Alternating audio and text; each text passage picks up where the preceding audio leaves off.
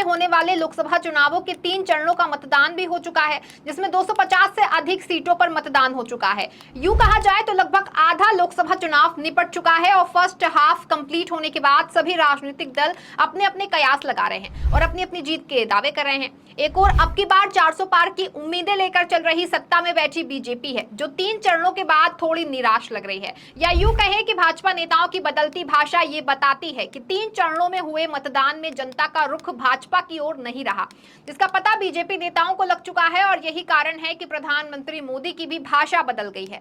कभी अब की बार 400 पार कहने वाले भाजपा व पीएम मोदी अब चुनावी प्रचार में सिर्फ हिंदू मुसलमान का राग अलाप रहे हैं, तो वहीं अंबानी और अडानी के कांग्रेस को काला धन की बात कर रहे हैं। दरअसल इस बार के चुनाव में एकजुट विपक्ष ने भाजपा की मुश्किलें बढ़ा दी हैं। यही कारण है कि अब इंडिया गठबंधन के नेताओं के हौसले तो 3 चरण के बाद बुलंद नजर आ रहे हैं, लेकिन बीजेपी काफी घबराई हुई लग रही है। इसी वजह से अब भाजपा विपक्ष को किसी भी तरह फंसाना चाह रही है और उन पर तरह तरह के आरोप प्रत्यारोप लगा रही है।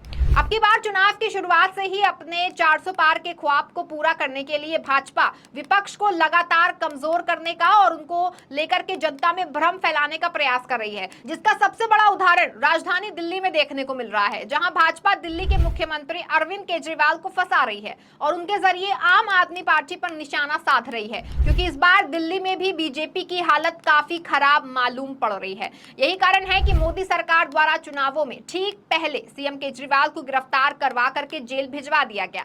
भाजपा को लगा था कि केजरीवाल के चुनाव के वक्त जेल जाने से इंडिया गठबंधन और आम आदमी पार्टी कमजोर पड़ जाएगी, लेकिन बीजेपी का ये दाव उस समय उल्टा पड़ गया, जब जनता में केजरीवाल की गिरफ्तारी से आपने सिंपैथी लेनी शुरू कर दी। केजरीवाल की पत्नी सुनीता केजरीवाल ने लोगों से भावात्मक अपील करना शुरू कर दिया, जिसका असर भी देखने को मिला, यानी बीजेपी का गिरफ्तारी वाला दाव उल्टा पड़ गया। हालांकि इस दौरान केजरीवाल को जमानत नहीं मिल सकी, लेकिन अब जब केजरीवाल सुप्रीम कोर्ट पहुंचे और वहां सुनवाई में कोर्ट ने ये भी बात कही कि चुनावों को देखते हुए केजरीवाल की अंतरिम जमानत पर विचार किया जा सकता है, क्योंकि केजरीवाल जनता के द्वारा चुने गए मुख्यमंत्री हैं। तब ऐसा लग रहा है कि शायद अब केजरीवाल को राहत मिलने वाली है और वो जल्द ही जेल से बाहर आ सकते हैं। खबरें ये भी आई हैं कि केजरीवाल को आज राहत मिल सकती है।